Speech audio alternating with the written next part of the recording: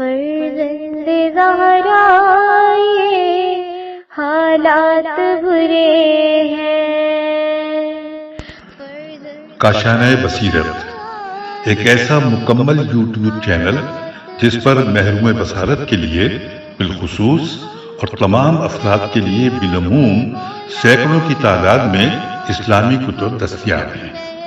لہذا گزارش ہے کہ آپ اپنی ذمہ داری نبھاتے ہوئے کاشانۂ بصیرت کو سبسکرائب کرنے کے ساتھ ساتھ بیل آئیکن کو پریس کیجیے تاکہ آپ علم کے حصول کے ساتھ ساتھ مذہب اہل بیت کی اشاعت میں بھی اہم کردار ادا کرتے رہیں۔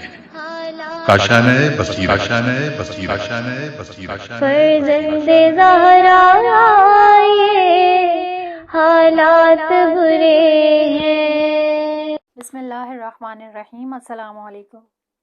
یہ کاشانۂ بصیرت یوٹیوب چینل ہے۔ آج ہم آپ کے لیے کتاب اسلام اور سیاست ریکارڈ کر رہے ہیں جس کے مصنف آیت اللہ مصباح یزدی ہیں۔ تو آئیے سنتے ہیں اس کتاب کا پارٹ نمبر 12 پیج نمبر 114 سے۔ اب تک جو کچھ بیان ہوا اس حکومت کی کلیات تھے کہ جس کے دو حصے تھے، قانون گزاری اور قوانین کا نفاذ، اور جیسا کہ عدالت کا محکمہ در حقیقت اجرائی محکمے کا ایک جز ہے، انشاءاللہ ہم اس کی اہمیت کی خاطر الگ سے بحث کریں گے۔ نمبر 2، طبعی اور بنائے گئے قوانین کی اہمیت۔ یہ بات بیان کی جا چکی ہے کہ ہماری بحث کے اصول اور مسلمات میں سے ایک اصل یہ ہے کہ معاشرے کے لیے قانون کا ہونا ضروری ہے، اور دوسری اصل یہ ہے کہ ہماری نظر میں ایسا قانون معتبر ہے جس کا بنانے والا بلا واسطہ یا بالواسطہ خدا ہو۔ اس نظریے کے مقابلے میں ایسے بھی لوگ ہیں جنہوں نے یہ کہا ہے کہ معاشرہ قانون کا نیازمند نہیں ہے، خواہ وہ قانون خدا بنائے خواہ دوسرے افراد۔ البتہ اس موجودہ دور میں اس نظریے کے طرفدار موجود نہیں ہیں، کیونکہ جن حالات میں ہم زندگی بسر کر رہے ہیں سب قانون کی ضرورت کا احساس کرتے ہیں، اور کوئی بھی ایسا نہیں ہے جو معاشرے کے لیے قانون کی ضرورت کا منکر ہو۔ اس دور میں یہاں تک کہ ایک مختصر سے دیہات کے رہنے والے بھی اس ضرورت کو محسوس کرتے ہیں کہ ایسے قوانین اور دستورات ہونے چاہیے کہ جن کی وہ پیروی کریں۔ لیکن گزشتہ زمانے میں زندگی بسر کرنے کا طریقہ بہت سادہ تھا۔ کچھ لوگ اس بات کے قائل تھے کہ ہمیں قوانین بنانے کی کوئی ضرورت نہیں ہے۔ ان کی نگاہ میں عقل خود بخود فطری قوانین کو پہچان کر ایک طرح کی فطری قوانین سے آگاہ ہو جاتی ہے، اور پھر اسے اس کی ضرورت نہیں رہتی کہ کوئی قانون بنائے۔ گویا قدیم زمانے میں فطری حقوق اور فطری قوانین کا نظریہ انسانی معاشرے میں اس شکل میں بیان ہوا کہ جب لوگ یہ کہا کرتے تھے کہ کس قانون پر عمل کریں تو جواب دیا جاتا تھا کہ اپنے اندر نگاہ کرو یا اس دنیا پر نظر ڈالو تاکہ تمہیں پتہ چلے کہ کون سا حکم اور قانون وہاں پر حکم فرما ہے، وہی قانون اپنے معاشرے میں نافذ ہوگا۔ جیسا کہ آپ نے ملاحظہ فرمایا، یہاں تک کہ فطری قانون کے نظریے کی بنا پر بھی قانون کی ضرورت ایک مسلم بات ہے، اور یقینی طور پر اس لاطینی تاریخ میں ایسے مفکرین کا وجود نہیں ملتا جو یہ دعویٰ کریں کہ انسان کسی طرح کے قانون کا، یہاں تک کہ قانون فطری کا بھی محتاج نہیں ہے۔ اس سلسلے میں فلسفی حضرات کے ہاں جو بھی بحث پائی جاتی ہیں وہ اس بنا پر رہی ہیں کہ کیا قوانین عقلی، فطری اور قوانین الہی سے مراد وہی قوانین ہیں جن کو تمام انسان اپنی عقل سے درک کرتے ہیں اور وہی معاشرے کے لیے کافی ہیں، یا خاص طور پر جو قوانین بنائے گئے ہیں اس کے بھی ہم محتاج ہیں۔ اور جیسا کہ ہم یہ بات کر چکے ہیں کہ اگر گزشتہ زمانے میں فطری قوانین یا عقلی قوانین یا مستقلات عقلیہ اپنی مختلف تفسیروں اور تعبیروں کے ساتھ کہ جن کے بیان کرنے کا یہ موقع نہیں ہے معاشرے کی ضرورتوں کو پورا کرنے کے لیے کافی ہیں، تو بغیر کسی شک و تردد کے ہمارے زمانے کے حالات کے پیش نظر یہ فریضہ قابل قبول نہیں ہے، یہاں تک کہ بیان و توضیح کے لائق بھی نہیں ہے۔ آج ہر فرد اپنے گرد و پیش مشاہدہ کرنے سے یہ سمجھ جاتا ہے کہ ہر روز اپنے دقیق اندرونی، بیرونی اور بین الاقوامی روابط میں سینکڑوں اجتماعی اور بین الاقوامی قوانین کا نیازمند ہے۔ انہی میں سے ایک معاشرتی اور اندرونی ملک کے قوانین اور دستورات میں ٹریفک اور ٹریفک سے متعلق قوانین ہیں۔ یہ حقیقت ہے کہ اگر اس زمانے میں قانون نہ ہوں تو ہر شہر اور علاقے کے ٹرانسپورٹ اور ٹریفک کا نظام کیا ہوگا؟ اگر گاڑیوں کی رفتار اور ان کے چلنے کی سمت دائیں سمت چلیں یا بائیں سمت، یا ٹریفک کے دوسرے قوانین نہ بنائے جائیں تو کتنے حادثات رونما ہوں گے؟ دنیا کے کس علاقے میں ایسا گروہ مل سکتا ہے جو بغیر قانون کے ایک ساتھ ایک جگہ پر زندگی گزارتے ہوں اور ان کے درمیان خطرات اور حادثات رونما نہ ہوتے ہوں؟ یہ بات صحیح ہے کہ تمام ممالک میں ٹریفک کا قانون ایک جیسا نہیں ہوا کرتا ہے۔ مثال کے طور پر کچھ ممالک جیسے انگلینڈ، جاپان وغیرہ میں گاڑیاں بائیں سمت سے چلتی ہیں، اور کچھ ممالک میں جن میں سے ایک ایران بھی ہے، گاڑیاں دائیں سمت چلتی ہیں۔ بہرحال قانون بنایا جاتا ہے اور انسان اپنی ذمہ داریوں سے آگاہ رہتا ہے، وہ یہ جانتا ہے کہ کس سمت حرکت کرنا چاہیے۔ مذکورہ مثال معاشرے میں قانون کی ضرورت کا ایک نمونہ ہے، اور بے شک یہ ضرورت دوسرے مسائل از جملہ خاندانی اور بین الاقوامی حقوق میں بھی پڑتی ہے اور اس کا احساس ہوتا ہے۔ بین الاقوامی قانون بنانے کی ضرورت کا ایک نمونہ دریائے خزر سے متعلق مسائل ہیں، جو اب بھی اس کے حاشیہ نشین ممالک کے درمیان اس سے بہرہ مند ہونے کے طریقے میں اختلاف نظر آتا ہے۔ فطری طور پر یہ قابل قبول نہیں کیا جا سکتا کہ ہر شخص جس طرح سے چاہے دریا کے نیچے موجود تیل اور منابع اور دوسرے ذخائر سے فائدہ اٹھائے، اور تیل، گیس اور دوسری چیزوں کے نکالنے میں کوئی قانون نہ ہو، بلکہ ایسے قوانین بنائے جانے چاہیے جو یہ معین کریں کہ فلاں ملک کس حد تک دریا کی گہرائی موجودہ ذخائر سے فائدہ اٹھا سکتا ہے۔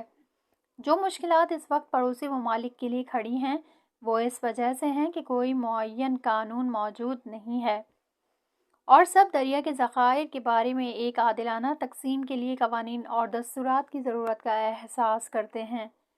لہٰذا بشر کی ضرورت کے پیش نظر قوانین و دستورات کی ضرورت پڑتی ہے، اور جیسا کہ کمیٹیاں اور موافقت نامہ اور دریا اور ساحل سے متعلق قوانین، فضاء، کنویں وغیرہ چند صدی قبل موجود نہیں تھے کیونکہ بشر کو اس کی ضرورت نہیں تھی، پھر افراد، گروہ، قوموں اور ملکوں کے درمیان ٹکراؤ اور اختلاف کی وجہ سے اس طرح کے قوانین کی ضرورت محسوس ہوئی۔ اس بات کو پیش نظر رکھتے ہوئے کہ قانون ہر شخص اور معاشرے کے دائرہ حقوق کو معین کرتا ہے، قرآن مجید اس اصول کی طرف کہ معاشرتی زندگی قانون کی محتاج ہے خاص توجہ دلائی ہے۔ البتہ شایان ذکر ہے کہ قانون کا وجود عام طور پر سماجی زندگی سے مخصوص ہے، بلکہ اگر ایک فرد بھی زندگی گزارنا چاہتا ہے تو وہ کمال تک پہنچنے میں قانون کا محتاج ہے۔ البتہ فردی زندگی کے لیے اخلاقی قوانین کافی ہوتے ہیں، لیکن جس وقت اجتماعی مسائل میں لوگوں کے حقوق میں ٹکراؤ پیدا ہو جاتا ہے تو نتیجے میں اختلافات وجود میں آتے ہیں، اور کبھی کبھی دیکھنے میں آتا ہے کہ اگر کسی نے حد سے زیادہ نہر کے پانی سے فائدہ اٹھا لیا تو آپس میں لڑائی جھگڑے ہو جاتے ہیں، اور ایسی صورت میں اجتماعی قوانین بنانے کی ضرورت واضح ہو جاتی ہے۔ لہٰذا یہ بات بالکل واضح اور روشن ہے کہ معاشرہ قانون کا محتاج ہے، اور ہر عقل مند انسان یہ جانتا ہے کہ بغیر قانون کے اجتماعی زندگی، انسان کا آرام و سکون اور اس سے بڑھ کر معنوی سعادت خطرے میں پڑ جاتی ہے۔ جو مثالیں ہم نے عرض کی ہیں ان سے یہ بات واضح ہو جاتی ہے کہ اس طرح کے مقامات کے لیے کافی نہیں ہیں اور ہم قوانین کے محتاج ہیں، اس لیے کہ عقل عدل و انصاف کا حکم دیتی ہے، لیکن ایسے حکمت عملی اپنانے کے لیے جو عدل و انصاف قائم کرے ایک دوسرے قانون کے محتاج ہیں۔ مثال کے طور پر عقل یہ حکم دیتی ہے کہ دریائے خزر کے ذخائر کو پڑوسی ممالک میں عادلانہ طور پر تقسیم ہونا چاہیے، تو اس وقت یہ مسئلہ پیش آئے گا کہ عادلانہ تقسیم کسے کہتے ہیں؟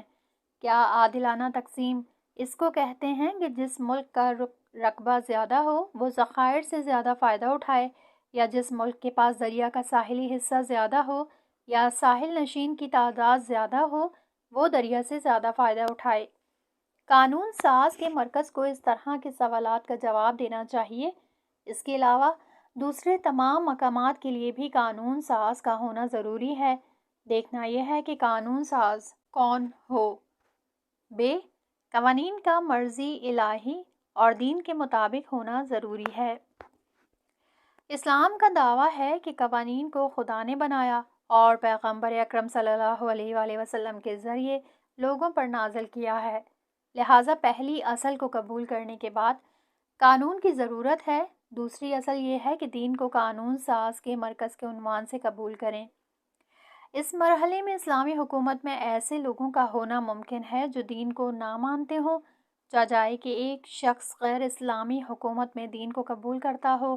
اگر کوئی یہ کہے کہ مجھے خدا کے وجود میں شک ہے لہٰذا میں دین اور اس کے قوانین کو قبول نہیں کرتا ہوں، تو پہلے مرحلے میں آپ اس کے لیے یہ نہیں ثابت کر سکتے کہ قانون خدا کو بنانا چاہیے، اور بنیادی طور پر جو شخص خدا کو نہیں مانتا وہ قانون الہی کو بھی نہیں مانتا ہے۔ پہلے فلسفی اور کلامی بحثوں سے خدا کے وجود کو ثابت کرنا ہوگا، پھر کلامی اعتبار سے یہ بات ثابت کرنا ہوگی کہ پیغمبر اور دین کا بھی وجود ہے۔ بعد کے مرحلے میں یہ بات بیان کی جائے گی کہ وہ قانون معتبر ہے جس کو خدا نے خود بنایا ہو یا خدا کے کسی وسیلے کے ذریعے بنا ہو۔ اس سے پہلے ہم نے اس بات کی طرف اشارہ کیا تھا کہ ممکن ہے کوئی خدا، دین اور نبوت کو قبول کرتا ہو لیکن وہ اس بات کا معتقد نہ ہو کہ سماجی قانون خدا کو بنانا چاہیے۔ اس کی نظر میں انسان کو خدا کی حمد و ثنا، عبادت اور اس سے راز نیاز کرنا چاہیے، مسجدوں اور عبادت گاہوں میں آمد و رفت رکھنا چاہیے، لیکن انسان کی سماجی زندگی خدا سے متعلق نہیں کہ جس کے لیے خدا قانون بنائے۔ اس سے قبل کی بحثوں میں ہم نے عرض کیا تھا کہ اس طرح کا نظریہ اسلام کی روح سے صحیح نہیں ہے۔ دین اسلام اس بات کو تسلیم نہیں کرتا کہ کوئی یہ کہے کہ اصل دین یعنی قرآن، احادیث پیغمبر اسلام، متواتر روایات اور پیغمبر و ائمہ علیہ السلام کی سیرت کو تسلیم کرتا ہوں، لیکن ایک مسلمان ہونے کی حیثیت سے اسلام کے سماجی قوانین سے میرا کوئی سروکار نہیں ہے۔ نمبر 3، دین کی ضروری باتوں کو قبول کرنا لازمی ہے۔ افکار و عقائد کے مجموعے میں کچھ ثابت اور یقینی اجراء ہوتے ہیں جن کو اصطلاح میں ضروریات کہا جاتا ہے، اور جو شخص بھی اس مجموعے سے واقف ہے چاہے اس کو مانے یا نہ مانے، یہ جانتا ہے کہ وہ مجموعہ ان ثابت اجزاء پر مشتمل ہے۔ دوسرے لفظوں میں ممکن ہے ہر مجموعے کے سینکڑوں ممبر ہوں لیکن اس کا ایک معیار ہونا چاہیے تاکہ وہ دوسرے مجموعوں سے الگ ہو سکے۔ اس بنا پر اگر کسی نے دین کو ایک مجموعے کی حیثیت سے قبول کیا ہے تو اسے یہ قبول کرنا ہوگا کہ یہ مجموعہ مستقل، دائمی اور یقینی ممبر رکھتا ہے تاکہ تمام مجموعے سے الگ پہچانا جائے۔ لیکن افسوس کچھ افراد کہتے ہیں کہ ہم اسلام کو قبول کرتے ہیں لیکن ہم یہ نہیں تسلیم کرتے کہ اسلام ثابت اصول رکھتا ہے اور تمام اشیاء کو مختلف تفسیروں اور مختلف تعبیروں کے قابل جانتا ہے۔ وہ لوگ کہتے ہیں کہ ہم اسلام کے مخالف نہیں ہیں لیکن اسلام قبول کرنے سے یہ لازم نہیں آتا کہ سب نماز پڑھیں، وہ نماز کا عقیدہ رکھیں، اور بعض افراد پڑھنے کے بھی عادی ہیں لیکن یہ ضروری نہیں ہے کہ جو شخص مسلمان ہے وہ ضرور نماز پڑھے اور نماز کو اسلام کے ثابت ارکان سمجھے۔ روزے کے سلسلے میں اور اسی طرح دوسرے تمام اجتماعی احکام کے بارے میں معتقد ہیں کہ پیغمبر اکرم، ائمہ معصومین علیہ السلام اور تمام مسلمان اس پر عمل کرتے ہیں، لیکن یہ تسلیم نہیں کرتے کہ اسلام کا دار و مدار اسی روزے ہی پر ہے۔ اگر یہ نہ ہو تو اسلام باقی نہیں رہے گا۔ یہاں پر ایک سوال یہ پیدا ہوتا ہے کہ اسلام کن بنیادوں پر قائم ہے کہ اگر نہ ہو تو اسلام باقی نہیں رہے گا؟ کیا آپ یہ تسلیم کرتے ہیں کہ اسلام میں توحید ایک اصل ہے کہ اگر کوئی اس کو قبول نہ کرے تو مسلمان نہیں ہے؟ تو آپ جواب میں کیا کہتے ہیں کہ ہماری فہم کے مطابق اسلام سے یہ مفہوم سمجھنا صحیح ہے؟ ممکن ہے کہ دوسرا شخص اسلام سے ایک دوسرا مفہوم سمجھتا ہو، لہٰذا ہم یہ کہہ سکتے ہیں کہ اسلام سے صرف ہمارا سمجھنا صحیح ہے۔ ممکن ہے دوسرا شخص اسلام سے یہ سمجھے کہ خدا ایک ہے یا چند خدا ہیں، یا دین اسلام میں خدا کا وجود بالکل نہیں ہے، اور ہم ایسی دلیل پیش نہیں کرتے جو یہ ثابت کرے کہ ہم جو اسلام سمجھے ہیں وہ سب سے زیادہ صحیح ہے۔ اگر ہم یہ دعویٰ کریں کہ ہم نے جو کچھ سمجھا ہے وہ بالکل صحیح ہے اور کسی کو دوسری تفسیر کرنے کا حق نہیں ہے، زیادہ سے زیادہ ہم یہ کہہ سکتے ہیں کہ ہماری سمجھ ہماری نظر میں بہتر ہے، تو ایسا دوسروں کے بارے میں بھی صحیح ہے۔ بے شک ایسے افراد صرف دھوکہ بازی اور چال بازی کا قصہ رکھتے ہیں، ورنہ کسی علم اور علمی مرکز میں دو مجموعہ کہ جن کے ممبران آپس میں شریک ہیں، ان کو ایک دوسرے سے جدا نہیں کیا جا سکتا ہے۔ دو مجموعوں کو ایک دوسرے سے اس وقت جدا کیا جا سکتا ہے جب ان دونوں کے ممبران مختلف ہوں یا کم سے کم ان میں سے کچھ کے درمیان فرق موجود ہو، ورنہ دونوں مجموعے میں سے کوئی بھی ایک دوسرے سے جدا نہیں ہو سکے گا۔ ہمیشہ دو قسم کے مجموعے میں فرق ہونا چاہیے تاکہ ایک مجموعے کو دوسرے سے جدا کیا جا سکے۔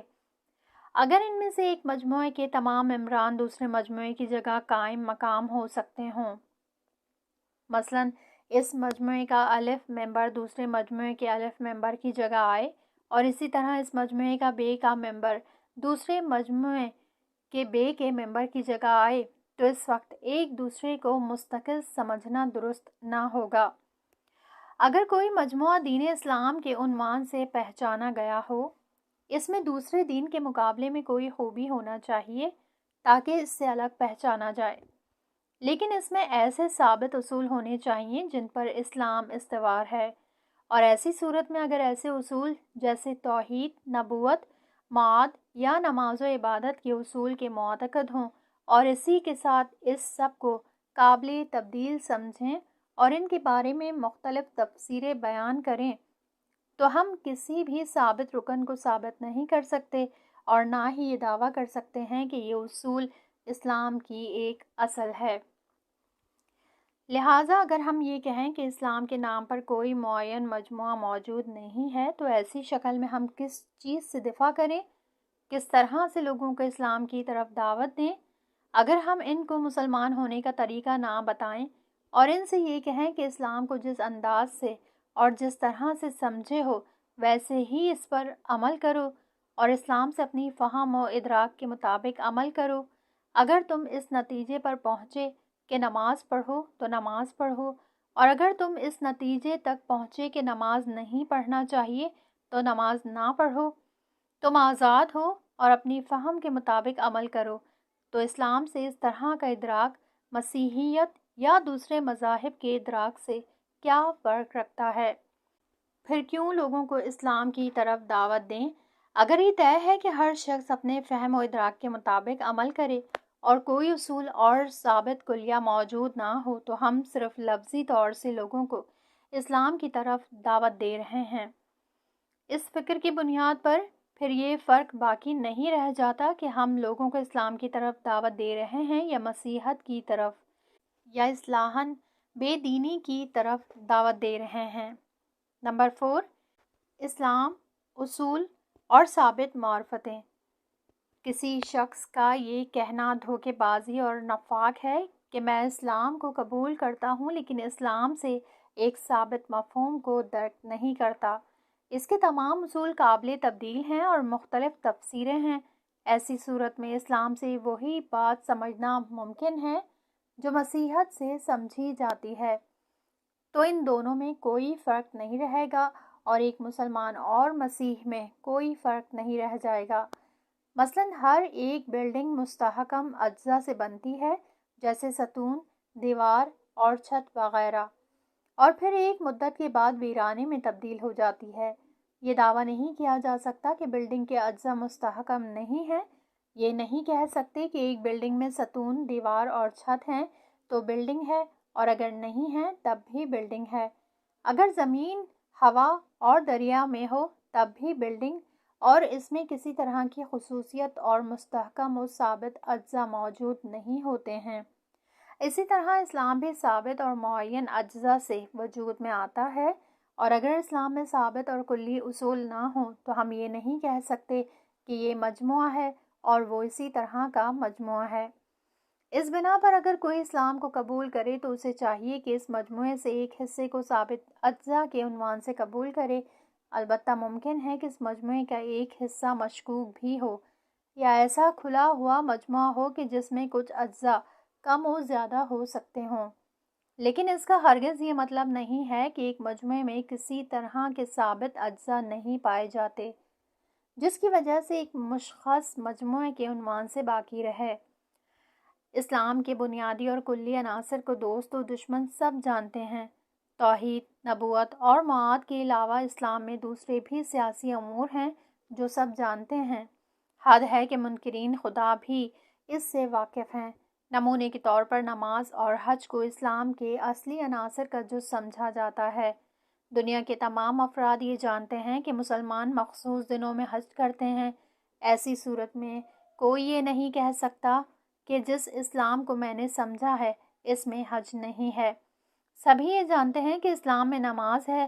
اب اگر کوئی یہ کہے کہ میں اسلام کو قبول کرتا ہوں لیکن اسلام سے جو میں سمجھا ہوں اس کی بنیاد پر نماز اسلام میں نہیں ہے، تو ایسا شخص یا اسلام کو نہیں سمجھا یا جھوٹے طریقے سے اپنے کو مسلمان کہلواتا ہے، جبکہ منافق یا دھوکے باز ہے اور یہ اس لیے کرتا ہے کہ اپنے کو مسلمان بتا کر ایک مسلمان کی خصوصیت سے محروم نہ کرے اور اسے اسلامی معاشرے سے نکالا نہ جائے، ورنہ نماز، روزہ اور حج اس مجموعے کے ثابت ارکان میں سے ہیں اور تمام مسلمانوں کے نزدیک دن کے ضروری مسائل کا جز ہیں۔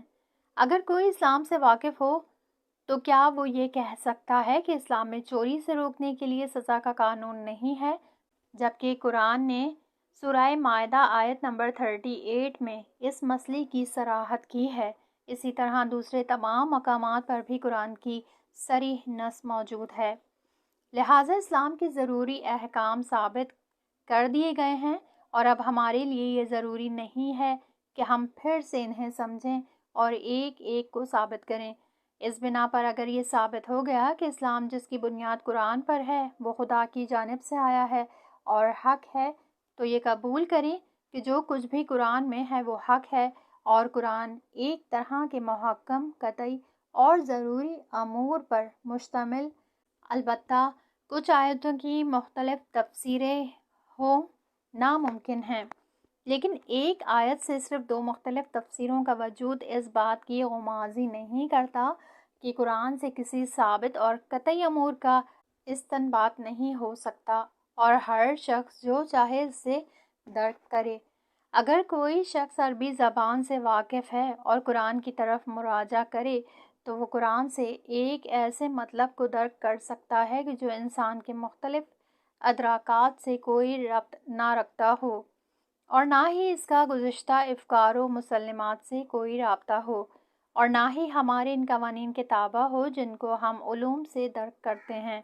مثلاً قرآن کی ایک آیت ہے جو ہمیں نماز کا حکم دیتی ہے، یا ایک ایسی آیت ہے جو چور کے ہاتھ کاٹنے کا حکم دیتی ہے۔ وہ شخص جو کسی زمانے میں عناصر چھار گانا ساتویں آسمان کا معتقد تھا، آیت سے وہی سمجھ رہا تھا جو آج انیشٹن کی نسبت کی تھیوری کے بعد سمجھ رہا ہے اور استنباط کر رہا ہے، اور یہ نہیں کہا جا سکتا کہ آج انیشٹن کی نسبت کی تھیوری پائی جا رہی ہے۔ لہٰذا آیت کے معنی بدل گئے۔ ممکن ہے کہ ایسی آیت ہو جس کے کلمات لغات میں تبدیل اور دوسرے علمی مسائل سے مربوط ہوں، لیکن کچھ مطالب ایسے ہیں جن کا سمجھنا دوسرے مختلف علوم سے مربوط نہیں ہے اور فطری طور پر ان میں تبدیلی کا شبہ بھی نہیں پایا جاتا۔ نمبر 5، قرآن کریم کے ثابت اور قطعی احکام و مفاہیم۔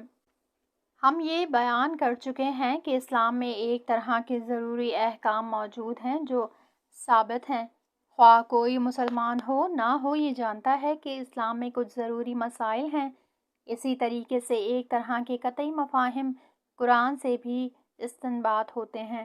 چاہے کوئی قرآن کو قبول کرے یا نہ کرے، وہ قرآن سے ان مطالب کو درک کرتا ہے اور ان مطالب کا سمجھنا عربی سے واقفیت پر موقوف ہے، اس کے مسلمان ہونے پر نہیں۔ ہماری گفتگو ان چیزوں کے بارے میں ہے جو کسی اعتبار سے قابل تغیر نہیں ہیں اور نظریات کے اختلاف اور ادراک کے اختلاف کے باوجود اس کے معنی اور مفہوم اپنی جگہ پر ثابت اور قطعی اور قابل اعتراض ہیں۔ مثلاً جملہ اقیموا الصلاۃ کے معنی نماز کے واجب ہونے کے ہیں اور جملہ کتبہ علیکم الصیام کے معنی روزے کے واجب ہونے کے ہیں، چاہے جیسی علمی تھیوریاں ایجاد ہوں اور اس میں تجدید نظر ہو، لیکن قرآن کے فہم و ادراک میں تبدیلی نہیں آئے گی۔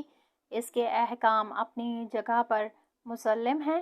جس وقت ہم دین کی ضروری مسائل کے بارے میں گفتگو کرتے ہیں، ان کو یقینی، مستحکم، ناقابل تبدیل سمجھتے ہیں، کیونکہ ان کو اسلام کے اصلی اور قطعی منابع یعنی قرآن اور احادیث سے حاصل کیا گیا ہے۔ اور جو لوگ ضروریات دین کے منکر ہیں اور لمبی چوڑی باتیں کرتے ہیں کہ اسلام سے مستحکم اور یقینی اصول نہیں سمجھا جا سکتا، تو یا تو وہ مسئلے میں شبہ کے شکار اور جاہل ہیں، یا تعصب کرتے ہیں اور اسلام پر ایمان نہیں رکھتے ہیں بلکہ مسلمانوں سے کھیلتے ہیں۔ اس میں کوئی شک نہیں کہ اسلام کی سیاسی حکمت عملی ثابت اصول اور ضروریات میں سے ایک یہ ہے کہ قانون خدا کی طرف سے بنے، اور جو لوگ قانون الہی کے منکر ہو گئے ہیں دراصل وہ ضروریات دین کے منکر ہیں۔ جس طریقے سے قرآن کریم سے نماز پڑھنے کے وجوب کو سمجھا جاتا ہے، زناکار مرد اور زناکار عورت کا حکم سمجھا جاتا ہے، اور جتنی صراحت کے ساتھ قرآن میں نماز و روزے کا حکم ثابت ہے، اتنی ہی صراحت کے ساتھ پیغمبر کی اطاعت بھی واجب ہے، اور شریعت اسلام میں پیغمبر کے مقام کو مفترض الطاعہ کے نام سے پہچانا گیا ہے۔ خداوند عالم اس بارے میں فرماتا ہے۔ ترجمہ: اے ایمانداروں، خدا کی اطاعت کرو اور اس کے رسول کی، اور جو تم میں سے اول الامر ہوں۔ سورہ نساء آیت نمبر 59۔ اسی طرح ارشاد ہوتا ہے۔ ترجمہ: ہاں، جو تم کو رسول دے دیں وہ لے لیا کرو، اور جس سے منع کریں اس سے باز رہو۔ سورہ حشر آیت نمبر 7۔ جب تک مندرجہ بالا آیات کے مطالب کو تسلیم نہ کیا جائے جن میں اسلام کے ضروری احکام بیان ہوئے ہیں، ورنہ اس وقت تک اسلام کو تسلیم نہیں کیا جا سکتا، اور ایسی شکل میں انسان کا ان لوگوں میں شمار کیا ہوگا جن کے قول کی حد خداوند عالم یوں حکایت کر رہا ہے۔ ترجمہ: اور کہتے ہیں کہ ہم بعض پیغمبروں پر ایمان لائے ہیں اور بعض کا انکار کرتے ہیں۔ سورہ نساء آیت نمبر 150۔ اور اسی کے بعد خدا ان کے بارے میں یہ بھی فرماتا ہے۔ ترجمہ: یہی لوگ حقیقتاً کافر ہیں۔ سورہ نساء آیت نمبر 151۔ لہٰذا جو شخص اسلام کا معتقد ہے، اس کو ایک سرے سے اس کے تمام قوانین اور احکام کو ماننا چاہیے، اور یہ عقیدہ رکھنا چاہیے کہ اسلام کے تمام ضروری احکام علمی تبدیلیوں کے تابع نہیں ہیں کہ جو علمی نظریات یا نئی علمی تھیوریوں کی وجہ سے ان میں تبدیلی رونما ہو جائے۔ ایسی شکل میں جو نماز سے مربوط آیت کو حق سمجھتا ہے اور چوری سے متعلق آیت کو حق جانتا ہے، اگرچہ اسے قرآن میں متشابہ اور محمل آیات ملتی ہیں جن کو وہ اسلام کے متغیر قانون کی حیثیت سے پاتا ہے، لیکن یہ یقین رکھتا ہے کہ قرآن اور اسلام میں ایسے مستحکم اور یقینی اصول موجود ہیں جو دوسرے تمام متغیر اصول سے الگ پہچانے جاتے ہیں۔